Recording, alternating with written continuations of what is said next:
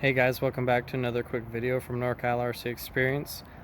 This is a video showing the upgrades on my Traxxas Summit. This one was due to failure of the stock parts. Like many know, the stock servos are crap, and my servo went out last time. One of the internal gears stripped, and I had actually already purchased these two high-tech servos. So I decided to install them. At the time I didn't know that I would need a BEC to run them to their full potential, so that's kind of what this video is about, showing if you're not experienced hooking them direct power. But before I show you that, I was going to show you some unnecessary hot racing upgrades. That servo horn, the shock tower, that little piece right there that holds the linkage, both sides of the micro servo mounts, they come in one pack, so it's hard to see it, but underneath, and that servo horn as well. And then I did some aluminum steering upgrades underneath, probably completely unnecessary. That's hot racing, the dark blue, and then up in the back in the lighter blue are GPM. We'll see how those hold up. Pretty crappy. The stock servo saver I heard is not great, so maybe that might improve it. And then I got these, and if they get destroyed, well, they did their job. If they at least protect my new servos. There's a look at the servo, D956WP high-tech. I think without a discount they're $125 a piece. 403 ounce-inch of torque.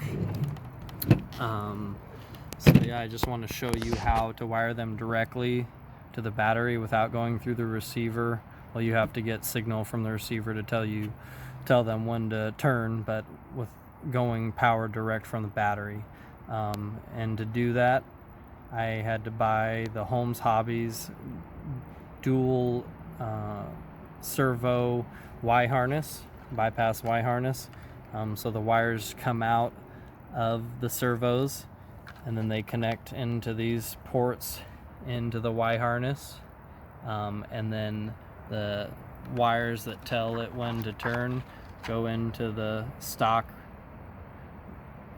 ports in the receiver where the normal servos would go, and then the power breaks off on this other Y, and that goes directly into the BEC. There are two wires coming out of this side of the Castle BEC. This one would normally go to the receiver if you still wanted to go through the receiver, but I'm just doing direct power. When you use the Castle B-Link to calibrate it, you actually plug the part that you normally plug into the ESC, you plug right into there, and then the other end that you plug into the receiver you just leave free if you're doing direct power. So that's bundled up right there. That's how I programmed it to 7.4 volts, or it says 7.25, and then the other side are the power wires, and that goes into the number one side of the battery, because I guess it gets 4S internally. They're completely separate. It's not on like a Y or a, yeah. So here's the other battery, the second battery. It's separate just by itself. And this one, here's the BEC that comes into this. I use IC5 because they're secure, and it was super simple to get it to go in right there. So once this battery is plugged in, the BEC has power. So that means that once your battery is plugged in, your servos have power directly. So definitely don't leave them plugged in. You shouldn't anyways, but don't do that. And then so that's with the receiver off. When you turn the receiver on, or sorry, the ESC on, everything else gets power.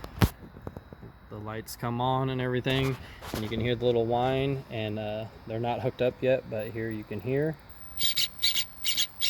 So they're getting power and they're getting signal and everything. So I'll be putting the wires back together and trying to get a run video and seeing how these things do, but the BEC says it's sending 7.25 volts to them, and hopefully this setup works. I did a bunch of research, and from what I can tell, this is how you should do it, doing directly powered servos. One of the reasons why I wanted to set it up like this was the micro servos only, I think, can handle 6 volts, and I want to send 7.4 volts to the larger wheel servos.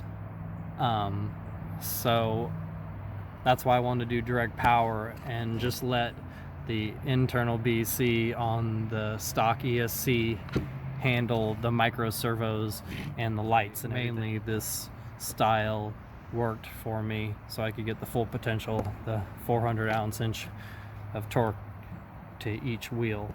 So if that's what you want, then this is probably the setup for you.